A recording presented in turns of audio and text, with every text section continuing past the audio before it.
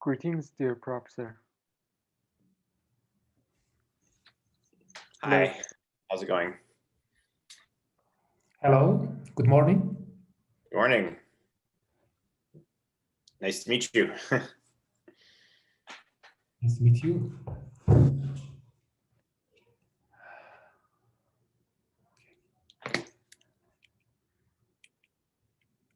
So let me try sharing my screen.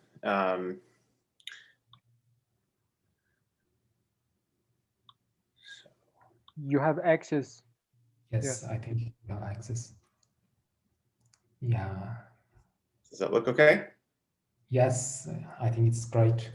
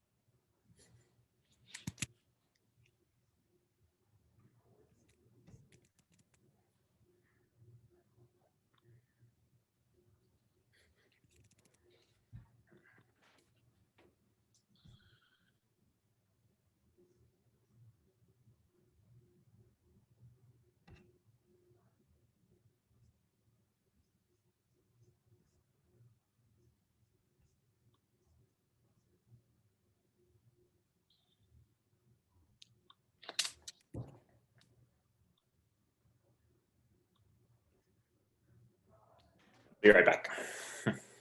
No problem.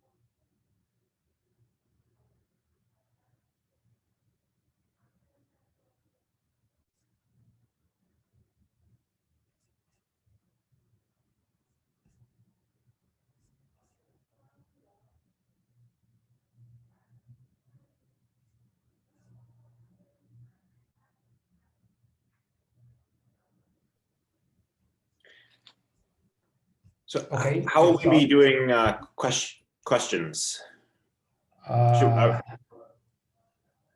Our participants can speak or write in the chat. Okay. And do I need to monitor the chat, or will you monitor it and let me know if there's a question, or? No, they can ask questions in the end of your speak. Okay. Okay. Okay. If they want to ask questions during, that's fine with me too. However you like. Okay. Hello, everyone. I would like to welcome our keynote speaker today, Professor Krajbich from the Ohio State University to the Mathematical Psychology School. His research combines many tools from psychology, neuroscience, and economics to investigate the mechanisms behind decision making. He has a lot of work in the cognitive modeling of economic decision making. Especially, he developed a very interesting version of the diffusion model to capture the effect of attention on choices.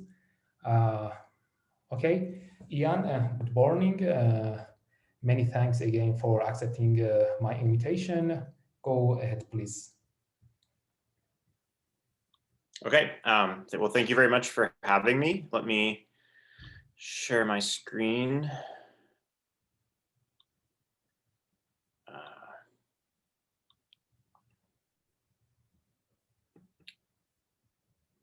On, sorry. Okay, there we go. Hopefully everybody can see this okay? Yes, I see your slides. Okay, fantastic. So I'm happy to be here today, and I'm happy to be talking about the attentional dynamics of economic decision making. So I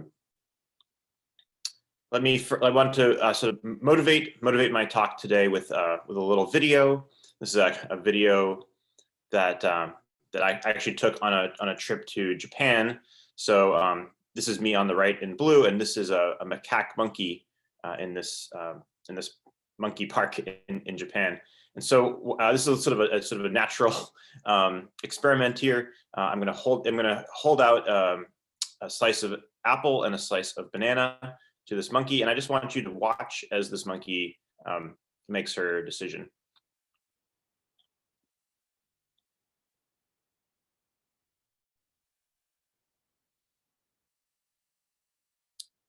Okay, so that's a pretty straightforward decision, and it's a decision that this monkey makes presumably many times a day as they hang out here and get fed slices of fruit by tourists in this park. But what I hope you noticed in the video, and I'll play it again just so you can see, is that this monkey doesn't know exactly what she wants. Right? She's not a sort of an economic agent who has utilities or subjective values for all these options in her mind and just picks the picks the highest one. Right? As she makes her decision, she kind of seems to be evaluating the options. She takes her time. And you can actually see her eyes and hand move back and forth between the options multiple times before she finally reaches out and makes her choice. So the research in my lab is really about understanding what's going on under the hood. So what is going on in the minds of decision makers when they're making decisions like that. A lot of the studies I'll be showing you today involve food choice, like the decision that this macaque just made. But more generally, we're trying to investigate general mechanisms that underlie decision-making in all sorts of domains: risky decision-making, intertemporal decision-making, social decision-making, buying stocks, all sorts of things like this. Right? We're trying to understand the general psychological and neural principles underlying all those different types of decisions. So again, broadly speaking, in my lab, we're interested in a bunch of related questions surrounding that central question. So, what do response times reveal about a decision maker's preferences or beliefs? Like in that case, the monkey, took some time to make her decision, so that might tell us something about how clearly she prefers apples over bananas. What's the role of visual attention in the choice process? So again, we saw her move her eyes back and forth between the options multiple times. What does that tell us? What role do those shifts in attention play during the decision-making process, or do they play any? How about hand or mouse movements if people are making a decision on a computer? Does the way that people reach for an option, does that tell us anything about their preferences or their beliefs? And then also, again, going sort of deeper under the hood, what are the neural mechanisms underlying this choice process? Now today, I'll be talking about the first 3 bullet points. I won't have time to get into the 4th bullet point, but that's something else that our lab does work on. Okay, so let me start. So the bulk of the talk is going to be about these first 2 bullet points, and really mostly the 2nd bullet point. And then at the end, we'll get to the third topic as well. Okay, so in terms of like thinking about decision making, I want you to be thinking about a very sort of simple decision making, one that doesn't involve lots of different attributes or long-term, short-term considerations. Think about a decision just between a snack. For you guys, I guess it's the evening. For me, it's 6 in the morning, so I'm not thinking about these kinds of snacks, but you guys might be. Anyway, so consider, imagine I'm deciding between a chocolate bar or a bag of chips. And let's assume, for the sake of argument, that I like both of these options. So, in some situations, I might go for the chocolate. In other situations, I might go for the chips.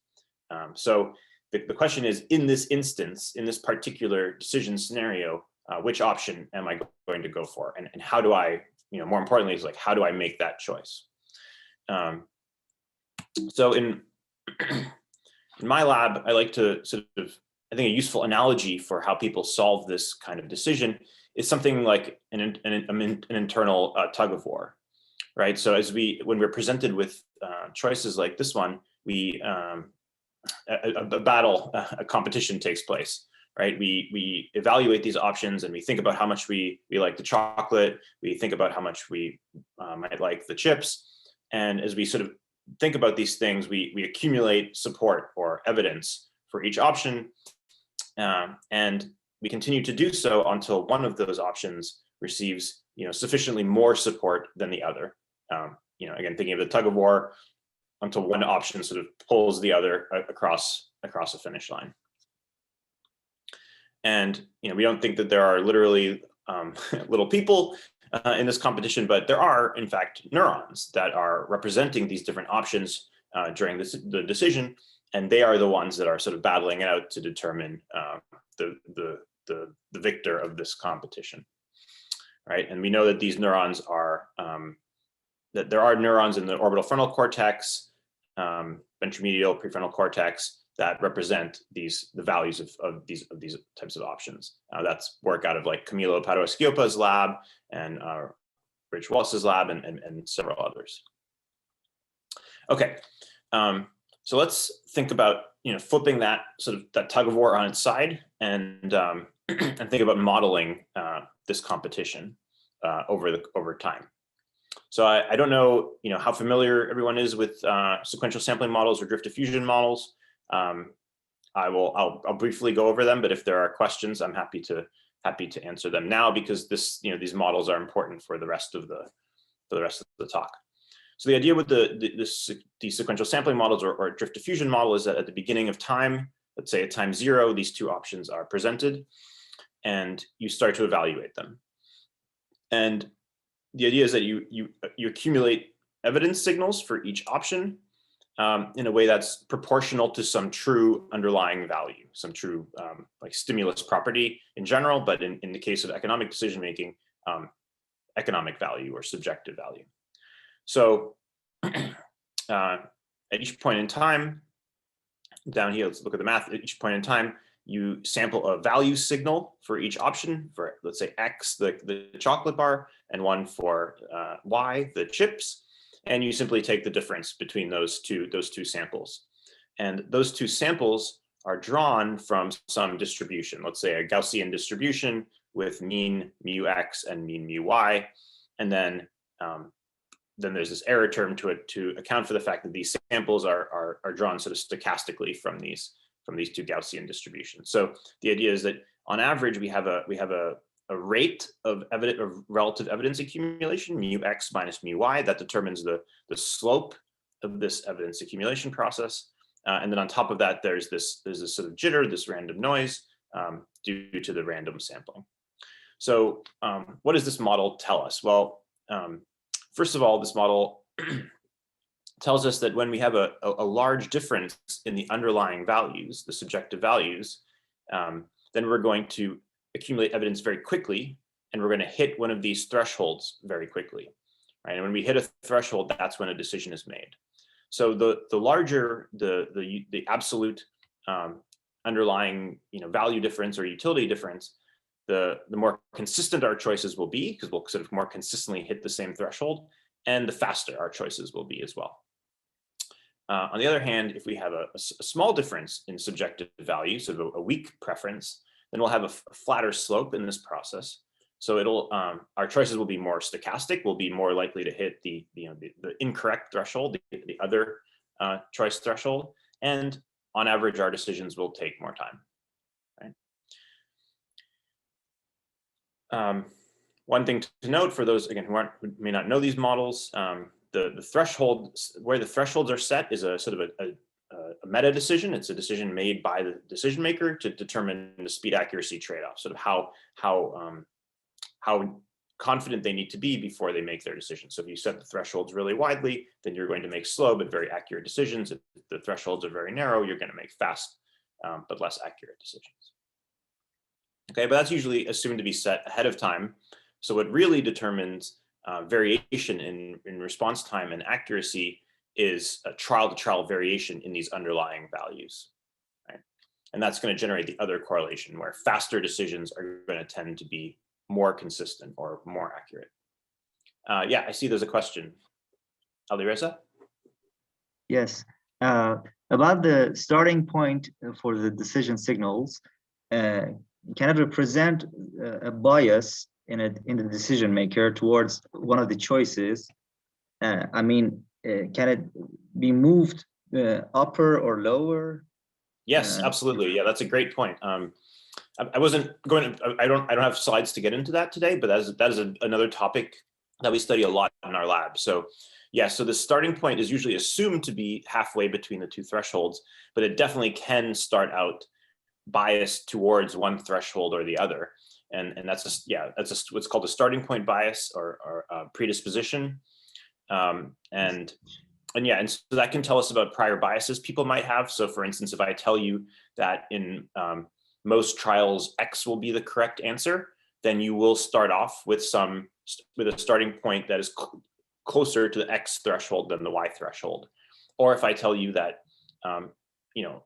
options, the X options tend to come with a bonus payment, that might also cause you to have a starting point bias towards the X threshold. So yes, absolutely, those starting points can move around, and we observe that in experiments.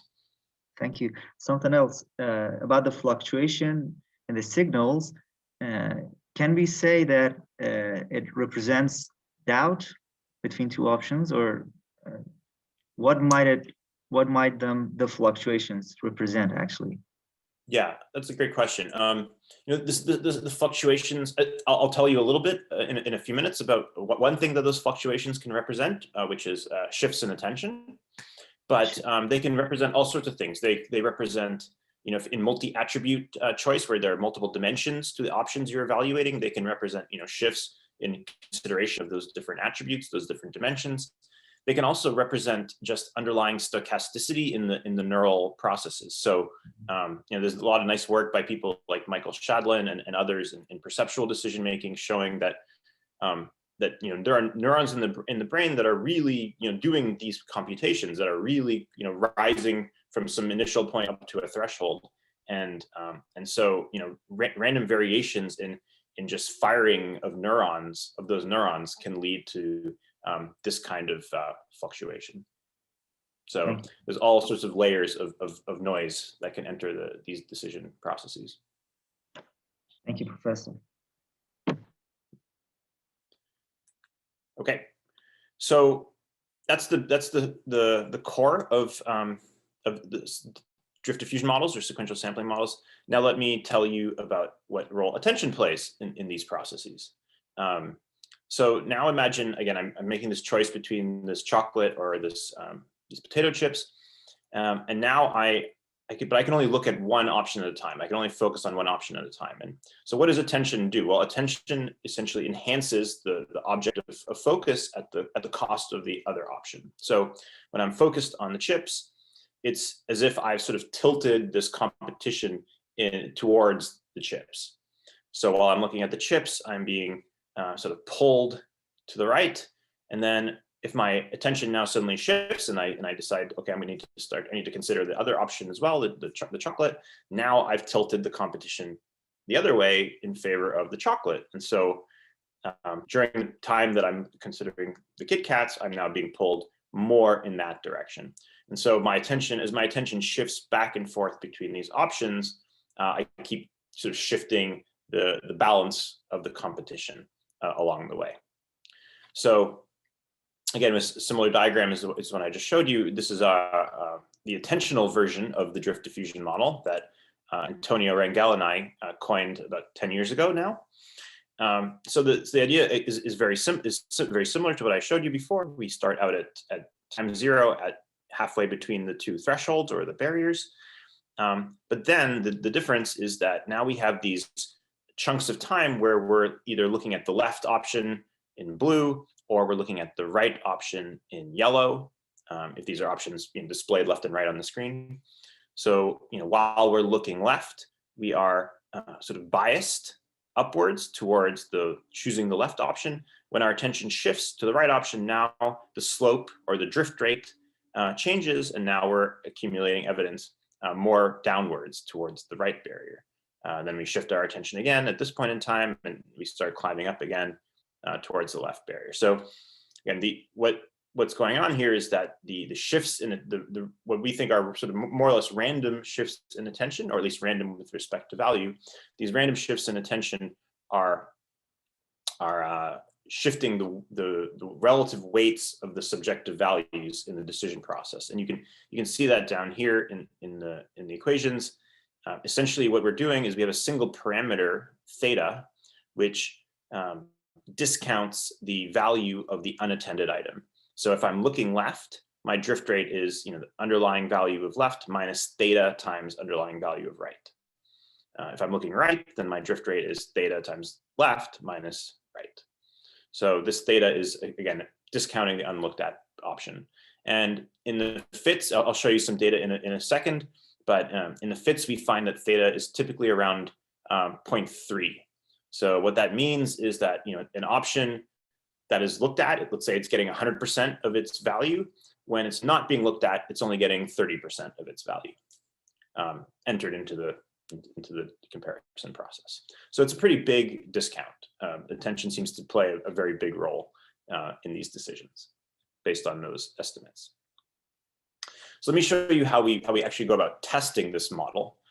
So this is the original experiment from 2010. I'll show you some newer ones in a few minutes, but this will give you a basic idea of the paradigms we use. So this was data I collected as a grad student back in 2006 or 2007. So we had, we bring subjects into the lab. We ask them not to eat for a few hours ahead of time. We have them rate a bunch of snack foods on a scale from -10 to 10. This part is not strictly necessary, but we use these item ratings as inputs to our model. We use these as proxies for these mu left and mu right when we're fitting the model to the data.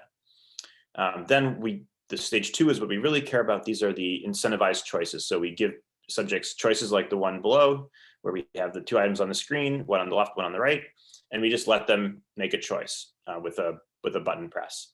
And while they're making that choice, we track their eye movements.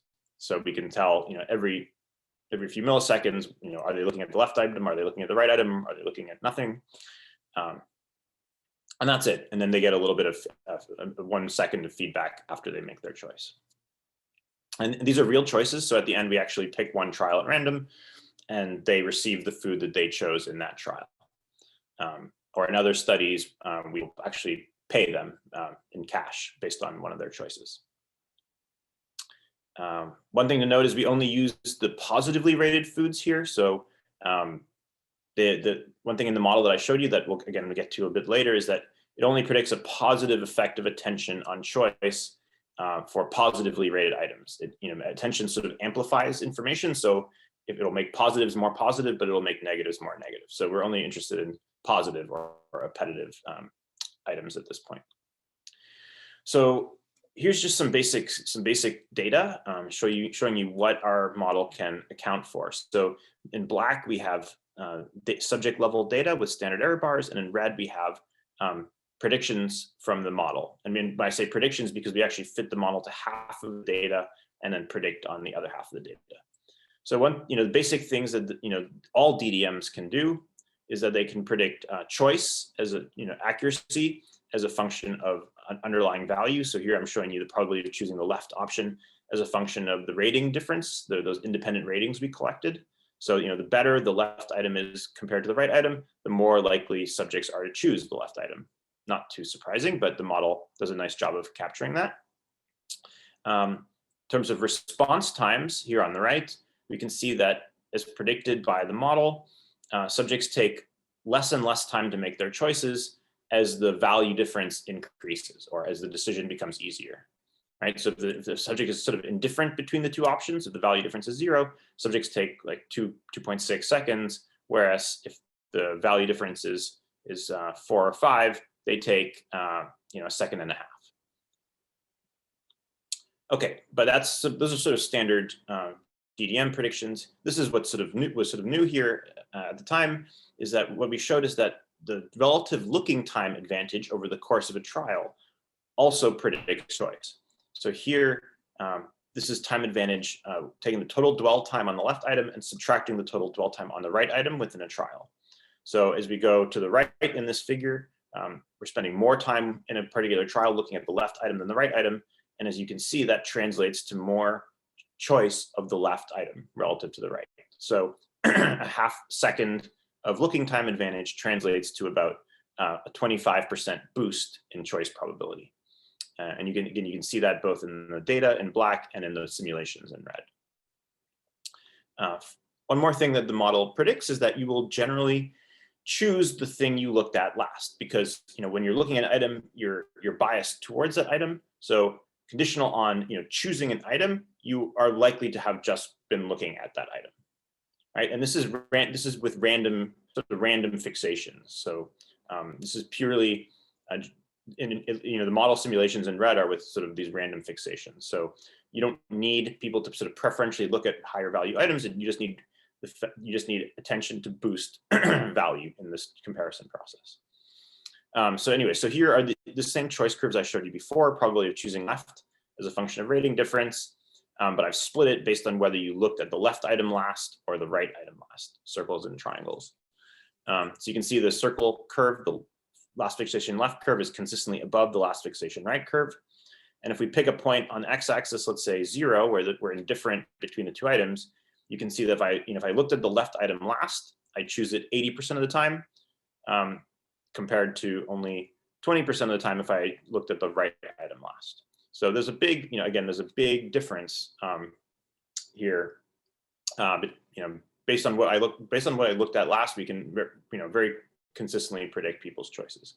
But it's not the case that people always choose the last thing they looked at, right? So like down here and up here, these are cases where the subject was actually sort of looking left, but actually chose the right option, or up here was looking right, but chose the left option. And that happens, and it happens in very predictable cases where the option that they were looking at was much worse than the other option. So even though they were looking at the left option, the right item was so much better that the drift rate was still favoring the right option, despite the attentional shift. So what this tells us is, choices are a product of two things: underlying value and attention. So they need to be working in concert. You can't sort of make someone choose something really that they really don't like just by sort of forcing them to look at it. Okay, I think in the interest of time, I'm gonna jump ahead. So this is a follow-up study that we did with in multiple different domains. So here we were interested in individual differences and consistency of these attentional effects in different domains. So we had subjects in this experiment go through all 4 of these tasks in one setting, in one sitting. So we replicated our previous experiment where subjects were choosing just between 2 foods. Then we had a risky choice case where they were choosing between 2 food gambles. So here these were 50-50 gambles between the 2 options on the left versus the 2 options on the right. So if you made a choice here and chose the left option, you have a 50% chance of getting Frito chips and a 50% chance of getting these Fun Dip, sugar, basically, flavored sugar. In this option, in this task down here, these were also 50-50 gambles, but here it was money. So the height of these white bars represent how much money you would get if this particular outcome was selected. So here, like the left option is sort of a pretty safe gamble where you earn similar amounts of money, depending on whether you get the up or down outcome. Whereas on the right, this option is a riskier gamble because you can either get a lot of money or you can get less money. And then finally, we have this social decision-making task where people are asked to split money between themselves and another anonymous participant. So here, the height of the red bars represents how much money you earn, and the height of the blue bar represents how much money the other anonymous participant would receive. So again, this option on the left is kind of a fair option where you and the other participant are earning similar amounts of money, whereas this option on the right is a very selfish option where you get most of the money and the other person only gets a small amount of money. And so again, we did a very similar thing. We had subjects rate the foods, and then we had them make 200 choices in each of these 4 tasks. And then we basically did the same kinds of analyses as I just showed you on the older data set. So this is the graph I just showed you like 3 or 4 slides ago, looking at the looking time advantage on choice. This is it from the 2010. This is literally the same graph I just showed you. This is how that curve looks on these in this new experiment with these 4 other tasks. So hopefully what you can see is that there's a lot of consistency here, right? Across all 4 of these tasks, we see nearly identical curves, right? Nearly identical relations between this dwell time difference and choice probability. So we're replicating past the past curve, and as we can see, the model did a good job of capturing the data. So the model again will do does a fine job of capturing these data as well. And I also showed you this this envelope curve showing you the effect of the last fixation on choice. And again, looking at these across these 4 domains, we see very consistent results. Right, all 4 of those curves are basically right on top of each other. So again, we get about a 75-25 split at 0 in terms based on whether they looked at the left option last or the right option last. Okay, so again, these data are very well fit by the model. Okay, so that shows you some consistency at the task level, at the group level. We were also interested in, is there consistency within an individual? So if an individual is very biased by attention in their choices for food, are they also biased by attention for their choices for these monetary gambles or these social allocations of money? So what we did here was a very simple test. We just,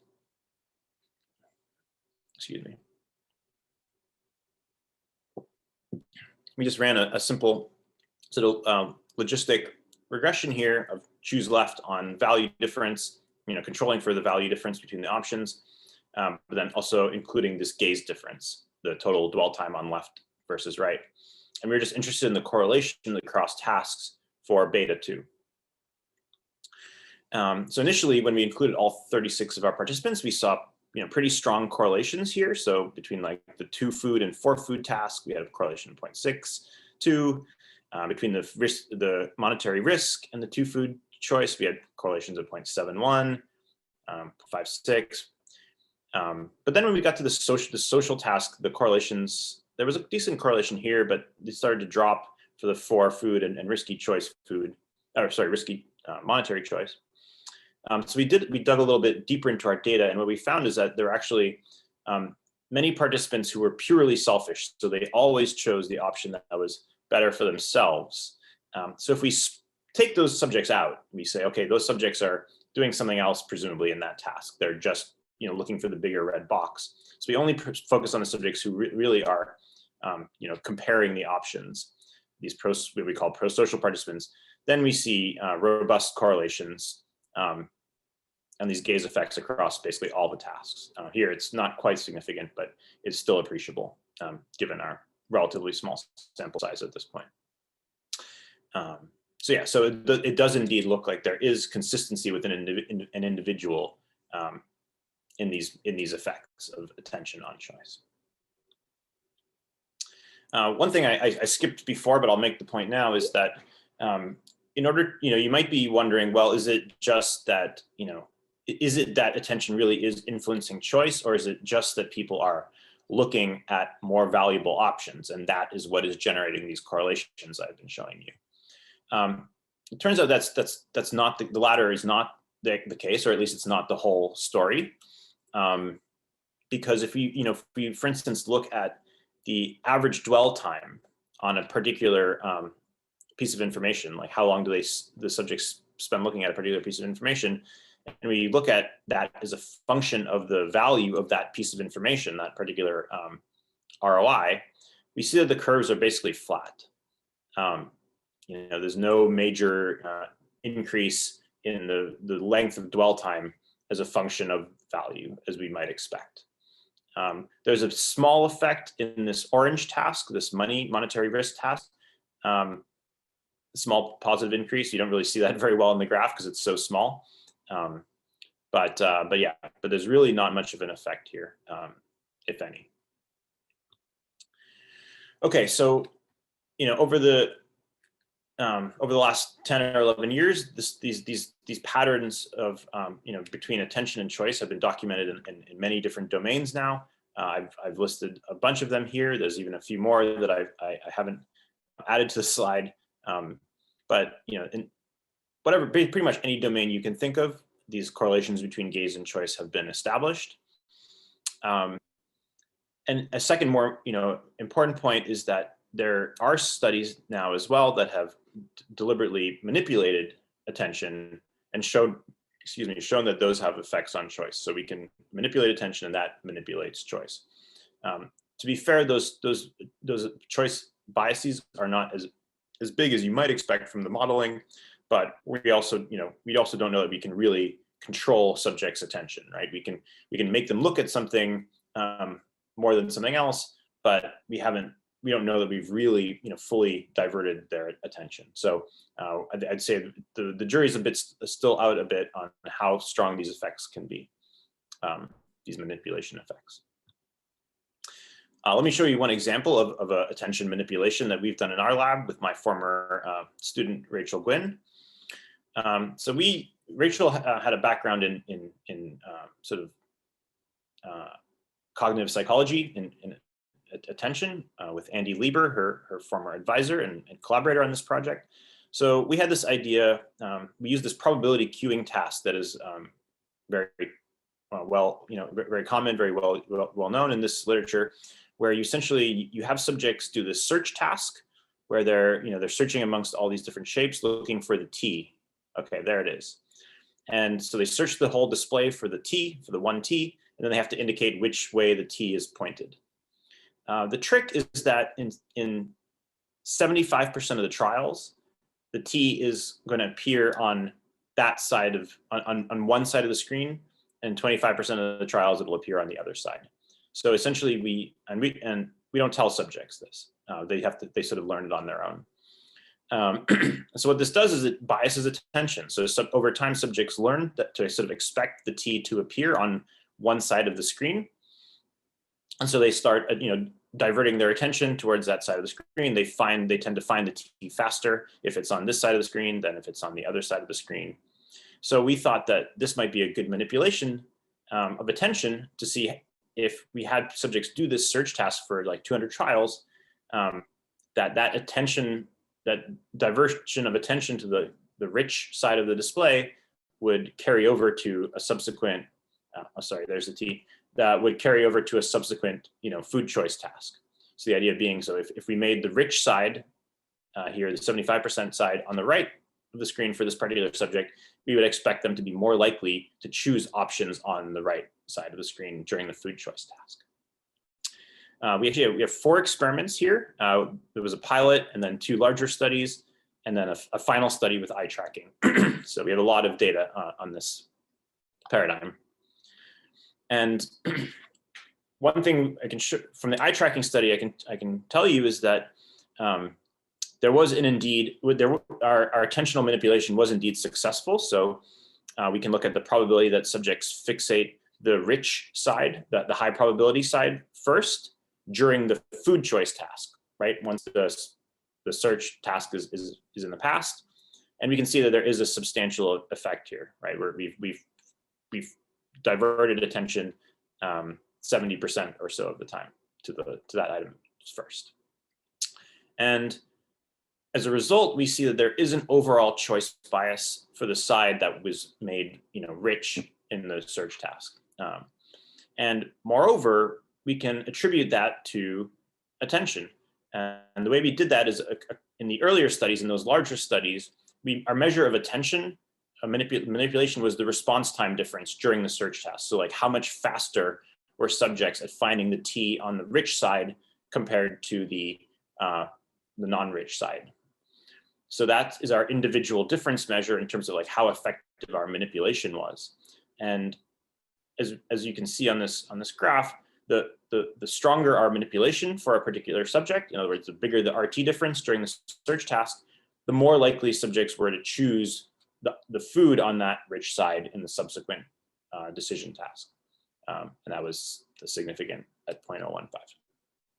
Okay, so this is just sort of one example of how attention can bias choices. And again, the effects are not huge, but I still was kind of surprised that they worked, given that these are 2 completely different tasks, one a search task and one a choice task. Now, let me say something more about the mechanism underlying the ADDM. So this, I know this is a mathematical group, and so this might be of particular interest to you guys. So there's different ways in which ways in which attention might bias these choices that we're studying.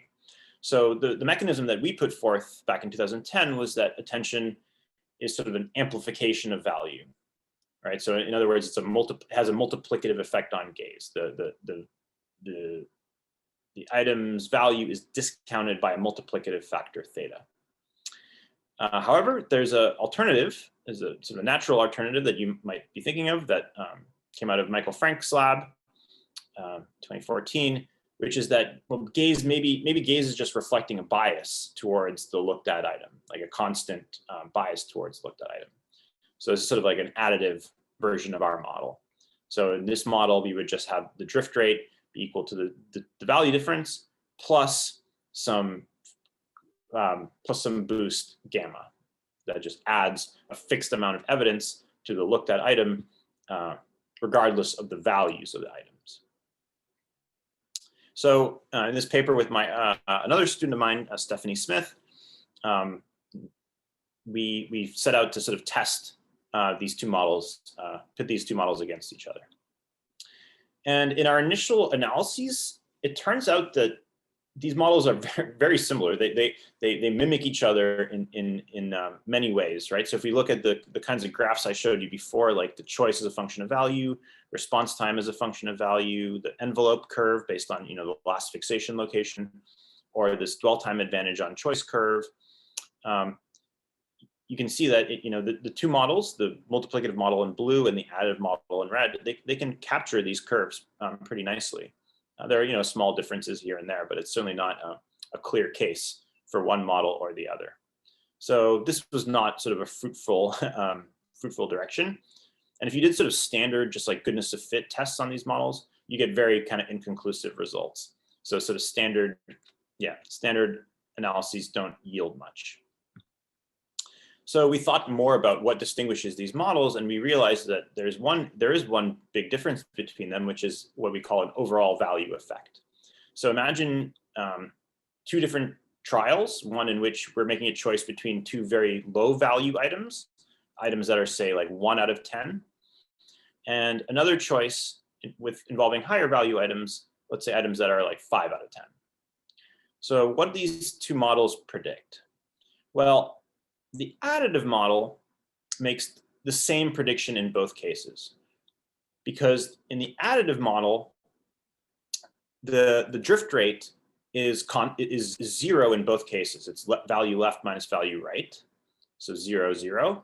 And then the shifts in attention are constant, yield a constant effect on the drift rate. So in both cases, when you look left, the slope goes up a little bit. When you look right, the slope goes down a little bit. Okay, so it treats these two trials identically. On the other hand, the multiplicative model, and with the multiplicative model, if you have low value items, attention has very little effect, right? There's not much value to amplify. So attention has a little effect. But when you have two high value items, then attention has a much bigger effect, right? Just again, due to amplifying, larger values. So what this predicts, what this predicts is that, there are going to be differences between these low and high value trials. So in particular, there are two effects that this multiplicative model predicts that are different from the additive model. The first is that we should see shorter response times for higher overall value. So here in blue is the multiplicative model. So you can see RT is going down as overall value increases. So overall value here is like the sum of the two item values. Whereas in the additive model, this relationship is flat on average. You get this U shape because of just the fact that you have smaller value differences at these high and low overall values, but on average, the curve is flat. The second thing is you get stronger effects of attention on choice at higher overall value. So if we just, again, look at the correlation between dwell time and choice for low and high value trials, you get an increase in the multiplicative model, but you get something flat in the additive model. Because again, additive doesn't care about the absolute values, it only cares about the value difference. So let's take a look at some data. So in this paper, we looked at 6 different data sets. 4 data sets were food choice data sets from our lab. And then 2 additional data sets were on reinforcement learning paradigms, where there were these sort of abstract symbols, or in this case, Japanese hiragana. And they were associated with different values that subjects learned over the course of the task. And so what we found is that in every data set, all 6 of these data sets, we confirmed this multiplicative model prediction, which is that as overall value increases, response times go down. That was a very robust finding in all the data sets. So 1 check mark for the multiplicative model. But there are other models in the literature that can also explain these effects of overall value on RT. So this is not sufficient evidence for the multiplicative model. But we also, again, looked at the influence of dwell time on choice. Again, just sort of splitting trials into low value half and high value half, and then running our regression of dwell time on choice. And in 5 out of the 6 data sets, we indeed confirmed that the effect of dwell time on choice was higher for high value trials compared to low value trials, confirming the predictions of the multiplicative model. Okay, so overall, what this paper showed is that there is clearly evidence for these multiplicative effects of gaze on choice. I will say that we also saw some evidence for additive effects as well. So the story is sort of complicated. There seem to be these amplifying effects, but also perhaps some sort of fixed attentional biases as well. So I'd say it's like I said, it's complicated. There seem to be multiple mechanisms at play here, or perhaps the model isn't quite right. that there's something a little more complex going on that we still need to understand.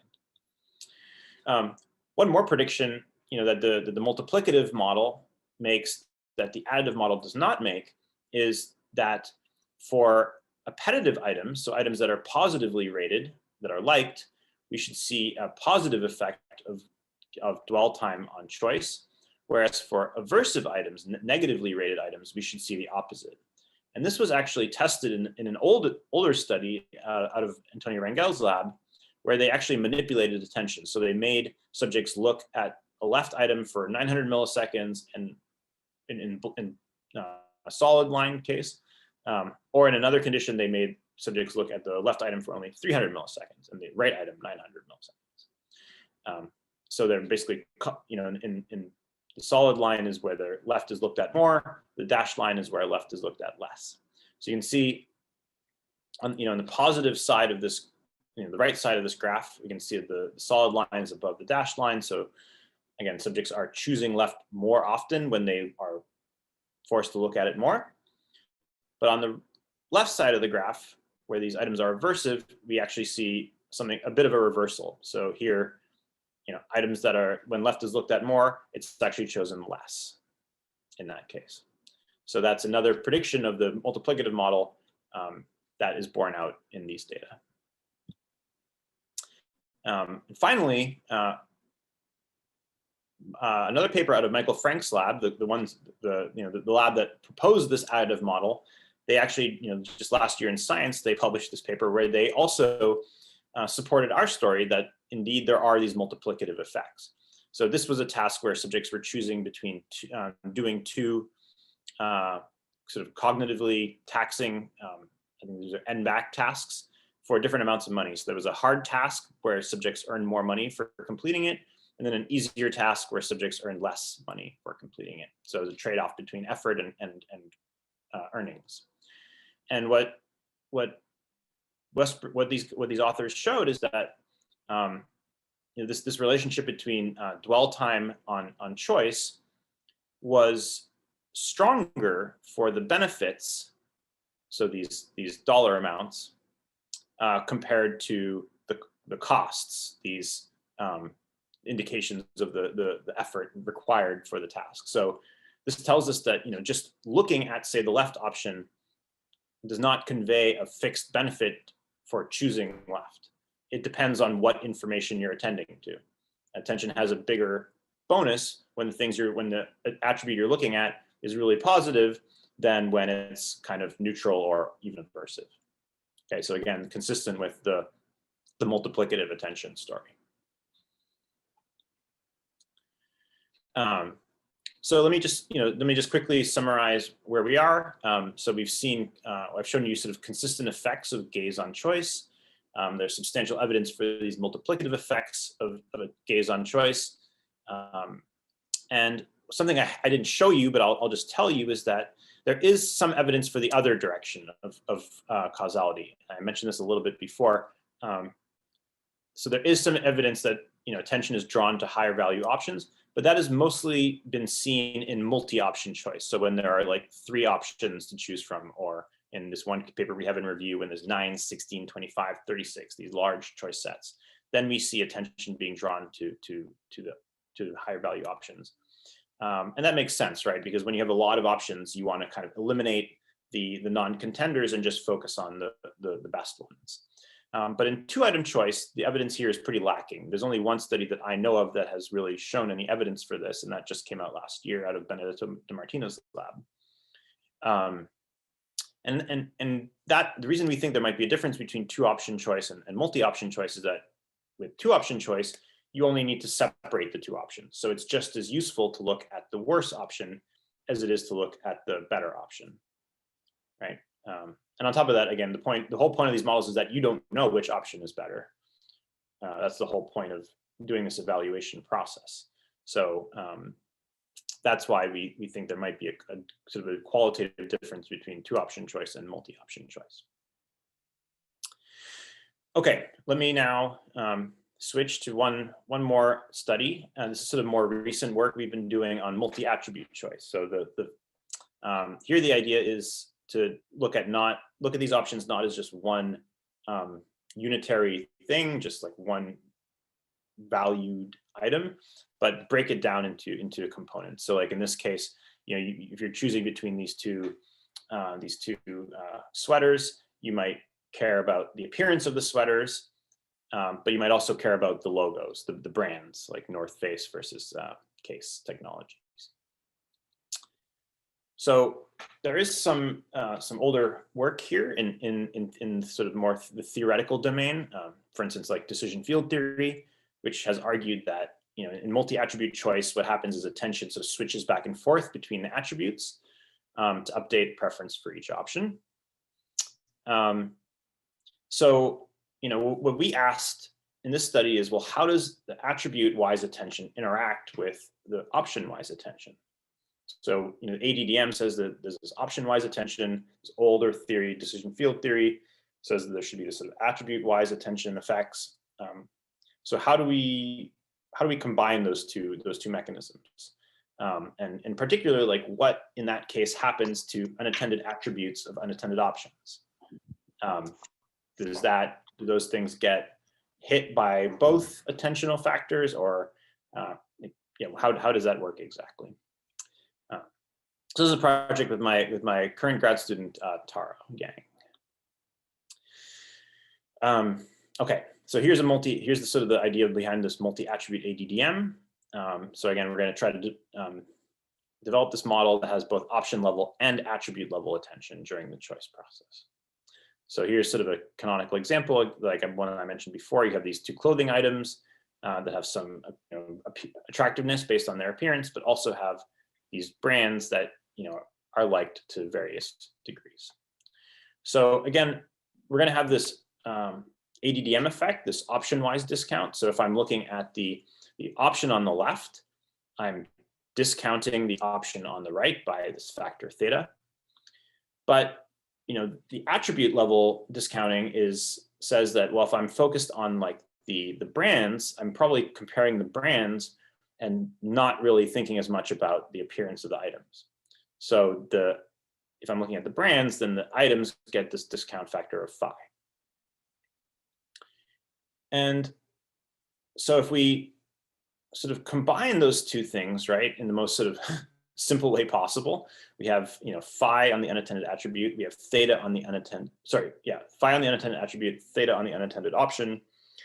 But then again, what happens on this diagonal element? So if I'm looking at the top left, what happens to the bottom right? What happens to the clothing item the appearance of the clothing item that I'm not attending to? It could get this discount factor of theta. It could get this discount factor of phi, or it could get both of them, right? It could get kind of the product of the two.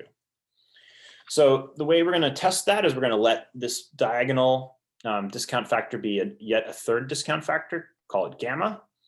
And then we're going to test whether gamma is theta, phi, or theta times phi, or maybe something else. Just let it be a free parameter. In addition, we also have these attribute weights that, because people may not weight these attributes equally, we need to have a factor omega that tells us like how much importance do people put on, let's say, the brands versus the clothing items. And we're not really interested in that parameter, but it's just something we need in the models to make sure we fit the data well. So this is sort of an example of how it works. We don't need to go into all the details. I think it should be obvious from the previous slide, but the idea is that of course now when we have 4 different elements, 4 different pieces of information, we can now have 4 different drift rates over the course of the decision process. So we're basically going to apply this method to 6 different data sets. Actually 7, because one of the data sets, one of these tasks we're going to split in half. So some of these tasks you've already seen. We have this 50-50 food gambles, 50-50 monetary gambles, and this this social allocation task from this older paper by Stephanie Smith and myself. And then additionally, we have 3 other tasks. 2 of them involve choices, again, food choice, but here with a second attribute, which is health information, so nutrition labels.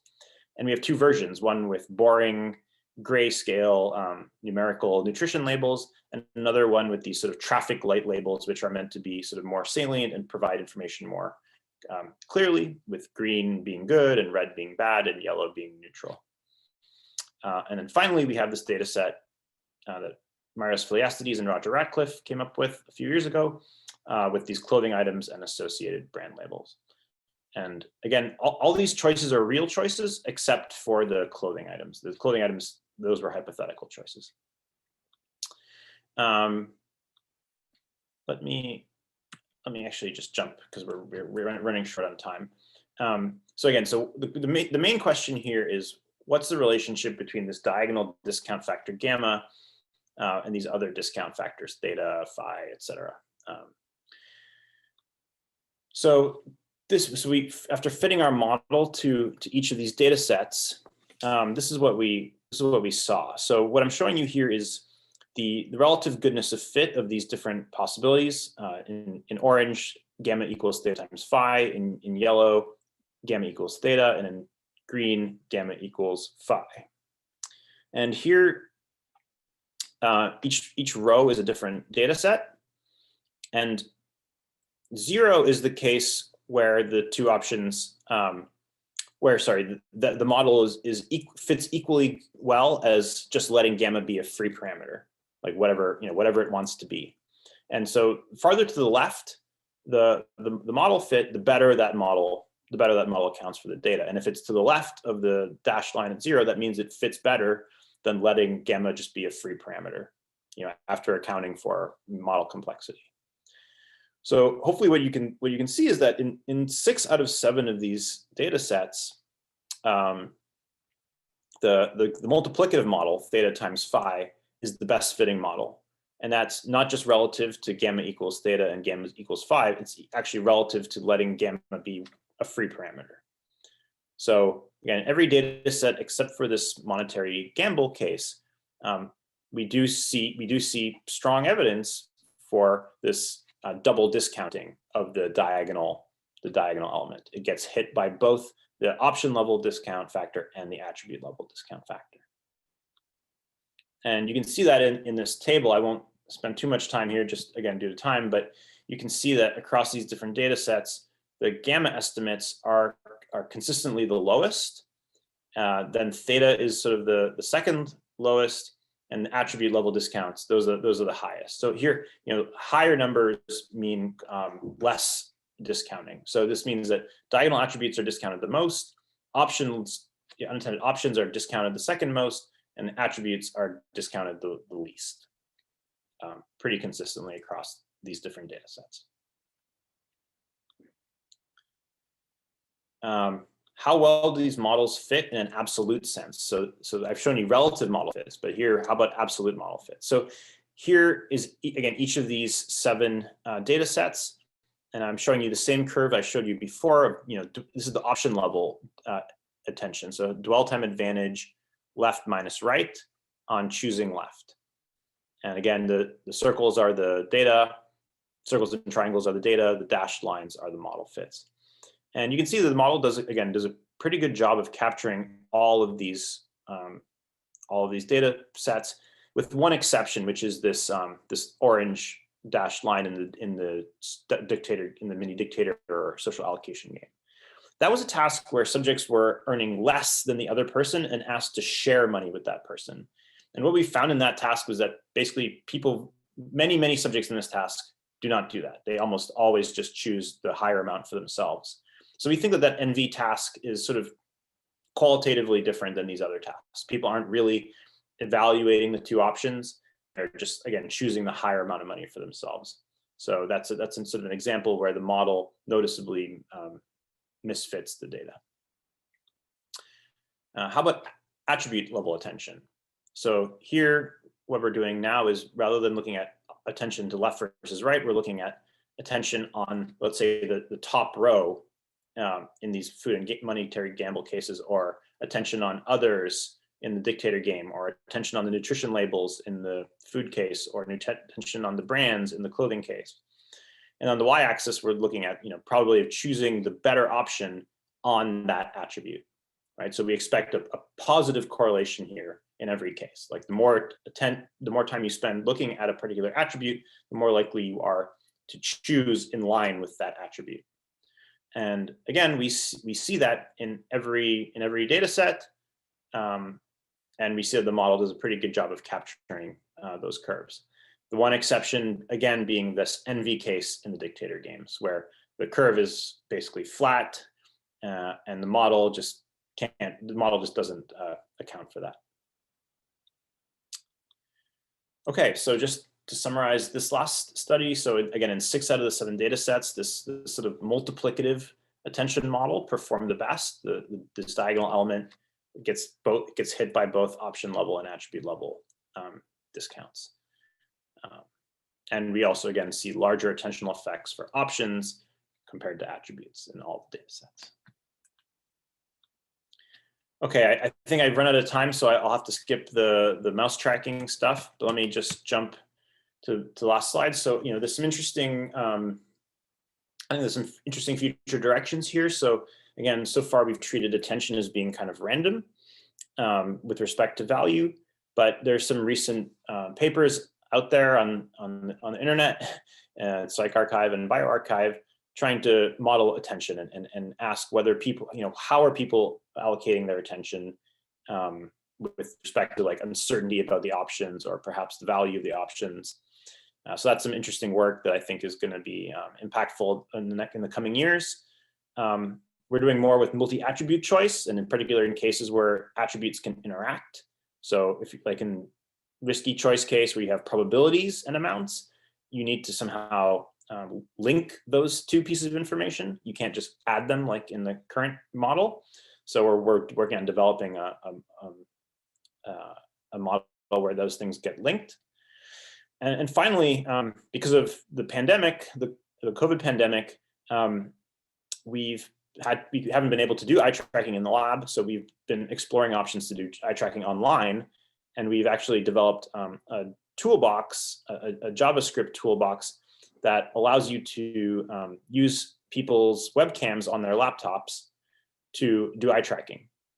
So we've built on a toolbox coming out of Brown University called WebGazer, and we've made some adjustments to it and provided a template and some example code so that people can use this, and so that people can do their own eye tracking experiments online using webcams.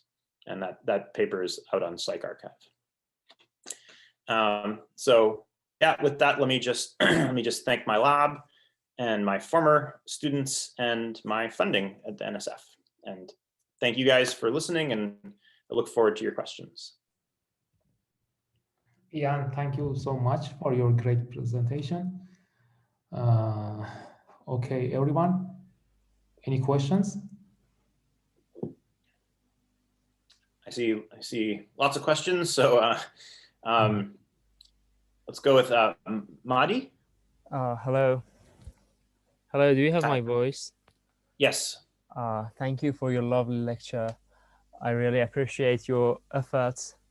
Actually, my question is kind of a fundamental one, and I was wondering that do you take count for kind of free will, or in what extent that for example Libet experiments or Milgram experiments says that there should be something like higher dimensions, and we do not actually know about the actual willing, and our decisions are not conscious or aware. We are not aware about our decision making, and I would like to know about that. Do these kind of decision making stuff take count for anything like this? It's interesting. Yeah, it's an interesting question. It's not something I've thought too much about in this setting. So the question is, to what extent are people sort of conscious of what's going on here? And yes, exactly. We have different experiments that reveals that we do not actually conscious about our experience, our thoughts or decision making. Yeah. It's a good question. I think that to some extent we are.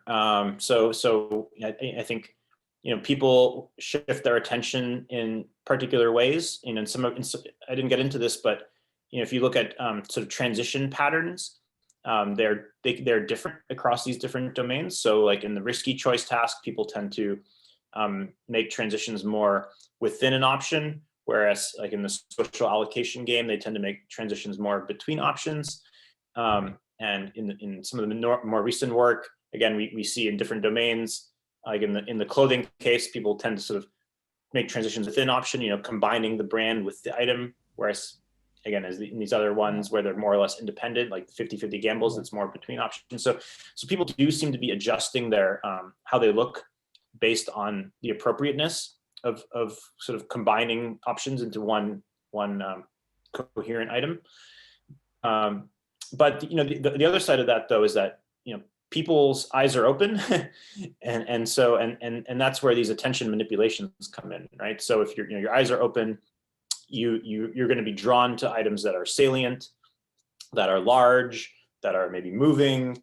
So you can be influenced in your choices in ways that you may not be aware of through those kinds of manipulations. Yeah, actually, in information theory, we might say that information appears of reduction of uncertainty in all over the experiments. Like if you tossing a single 6-sided die, and for example, a kind of a 2 number appears, it means that 5 other options are rejected, they are reduced. And I would like to know that, for example, if we choose to pick TikTok in your first pages, it means that in some extent and in some particular situations, we ignore and we reject the other options, and that millions of variables are involving together. And I would like to know that, do you know about any mechanisms that underlying to not choosing something? I mean, we are doing the same thing, and the whole procedure for knowing how we choose. But I'm saying that the information is just about ignoring others, reducing others. And so I would like to know that if there are any kind of other mechanisms underlying. Yeah, that's an interesting, very interesting question. We are starting to look into things like this. So we have a study with a collaborator in Czech Republic, Jakub Steiner, who's an economist, and very interested in how people make decisions when they have an option to opt out and just choose neither option. And there's some theoretical predictions about how attention might play different roles when you have the option to opt out or not. And we're investigating those. We're actually in the middle of running those experiments. So I can't tell you too much about it, unfortunately, but stay tuned, and hopefully we'll have a paper out in a year or so. Thank you so much.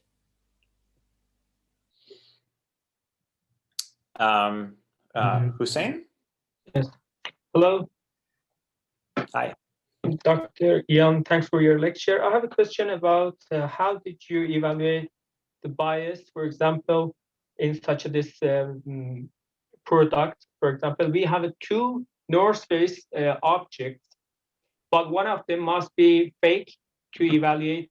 Can the people or participant distinguish between the fake or original product to make choice a product for as an option of the test? And the second question is about have you ever evaluate the invisible stimuli in the background of the, for example, the picture or the test to evaluate how the people can make decision based on their background in your research or not? Thanks. So okay, so let me make sure I understand, because you were cutting out a little bit there. But so I think the first question was about whether people can, how people decide if there's a real or a fake option. Yes. Yeah. So one thing I can't speak directly to that, but I can tell you that there are related studies that have investigated the role of attention in sort of perceptual decisions. So, for instance, there's a study out of Antonio Rangel's lab by Tavares et al., where they're judging the angle of different lines. So you have to say whether one line or the other is tilted more vertically, and they find very similar effects. That the dwell time on the options predicts which option is going to be selected. We have another experiment in our lab where we've been investigating these differences and similarities between value-based and perceptual decisions, where we use the same stimuli. We use these snack foods, but we have people choosing which snack food they would prefer to eat, or which snack food has a more attractive packaging, or which snack food is larger on the screen, like takes up more pixels, or which snack food is weighs more in real life. So we have decisions that are sort of preference based, but decisions that are sort of, again, just based on objective stimulus properties. But they also are different in that you have to evaluate them based on what's on the screen, or evaluate your representation of them, like how much you like eating these or how big they are in real life. And we see very, very similar patterns. We see very similar relationships between dwell time and choice, and what people look at last and choice, response times and choice. So yeah, we see this seems to be a very universal mechanism for all different types of evaluations. So yeah, so I think that's all I can say about that for now. And then, sorry, remind me your second question.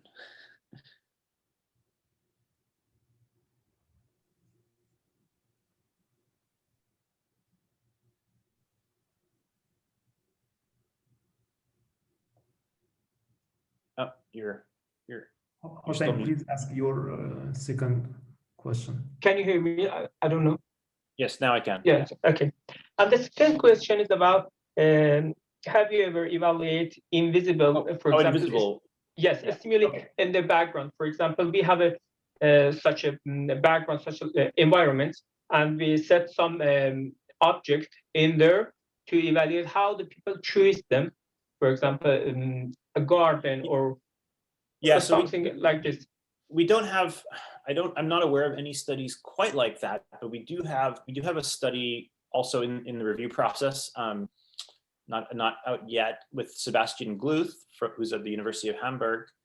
And there we had people making decisions from memory. So we have like six squares on the screen, and we teach them where different foods are, what food is in each of those locations. So top left might be Kit Kat, middle, top middle might be Twix, top right might be Snickers, and so on.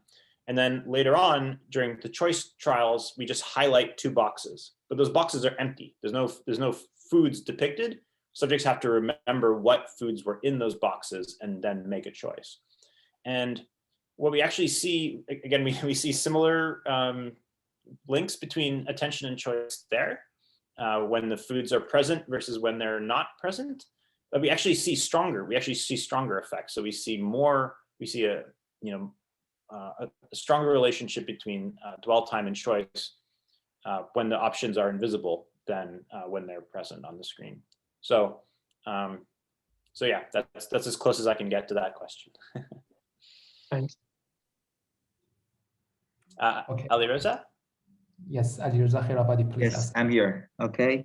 Thank you for your lovely lecture, Professor. I was thinking about some other effects on your experiment results, like affective or mood-based or trait-based carryover effects on attention allocation and choice tendencies. How can we control them or account for them in our experimental settings? So sorry, so the question is about how mood might affect these decisions? Yeah. Affective, mood-based or trait-based carryover effects. Yeah. Some other personal effects. Yeah.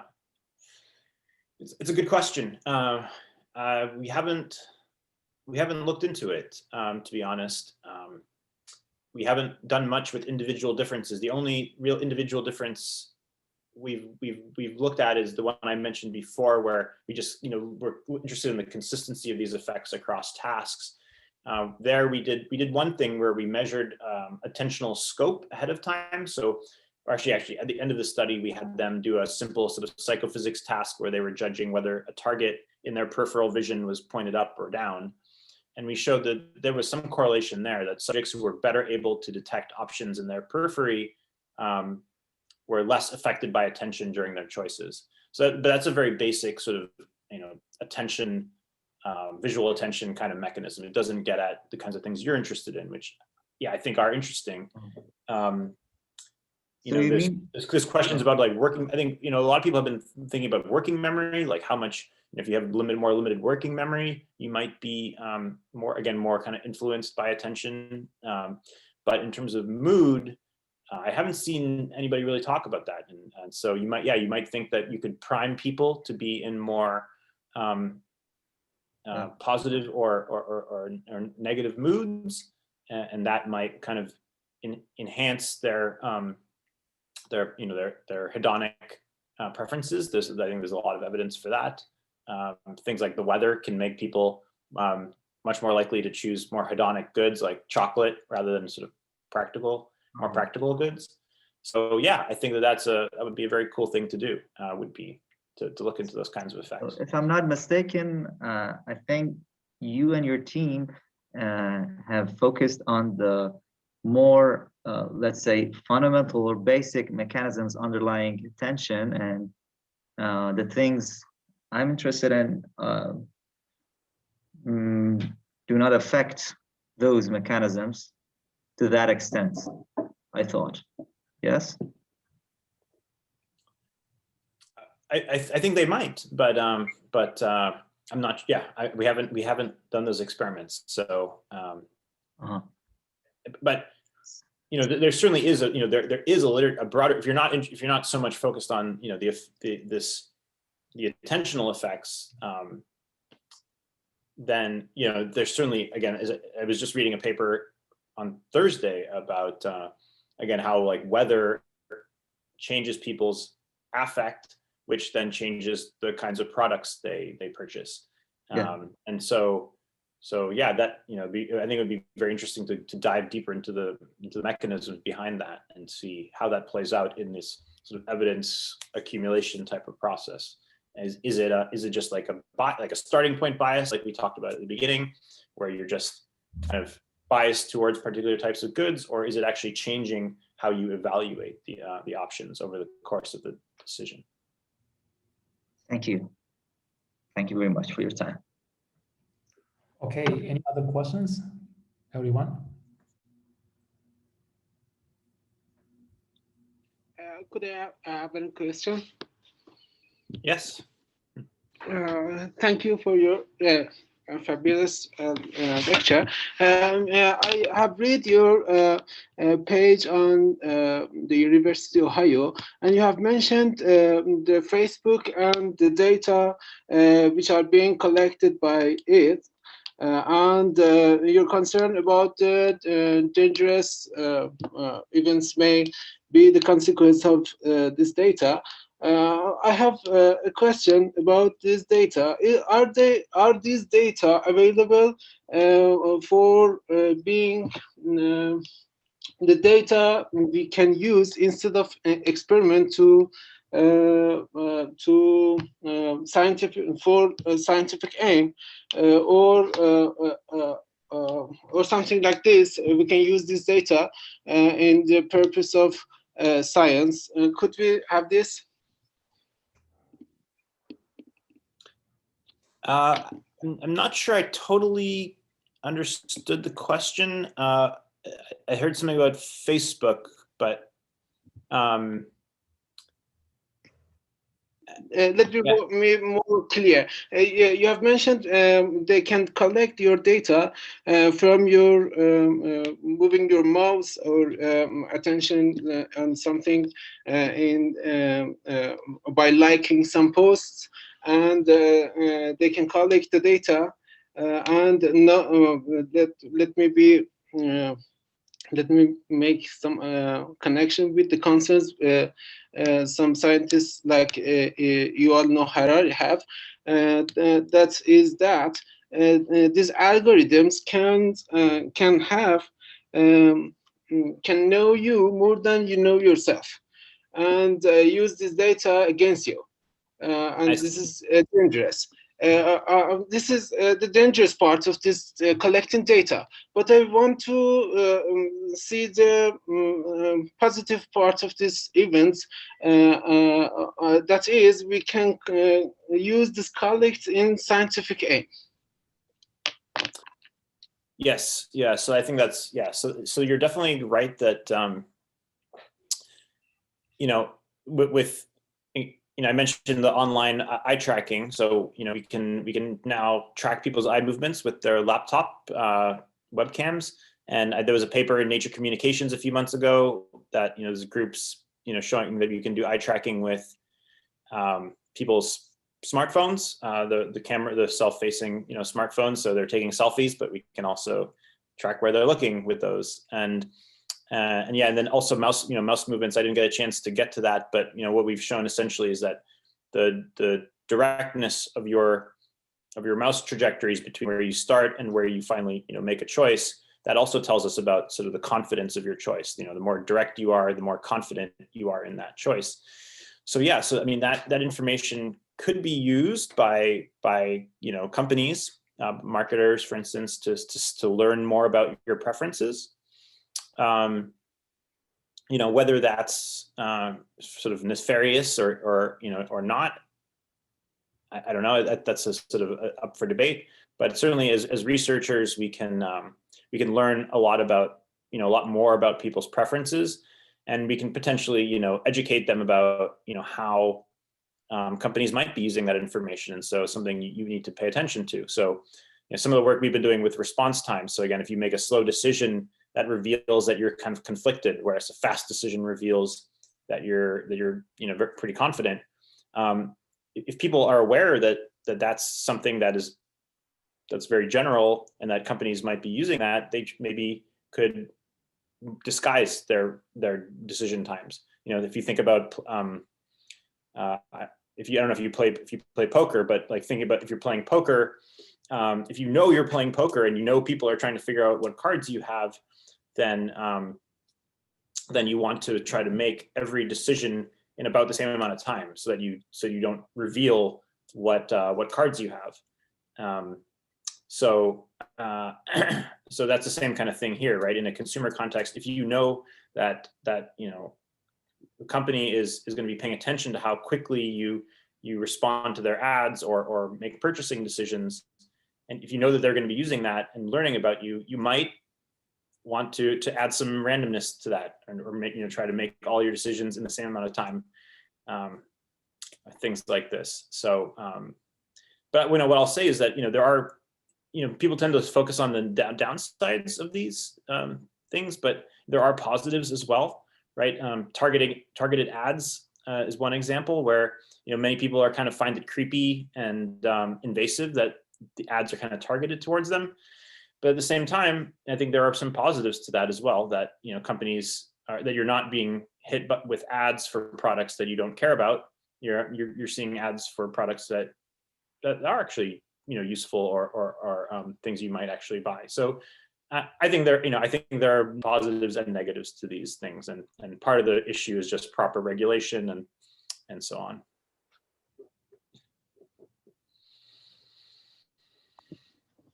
Thank you, Professor. Thanks for the question. Okay, Ian, many thanks again for coming, and have a nice day. All right, thank you. Thanks for having me. It was a real pleasure. Bye.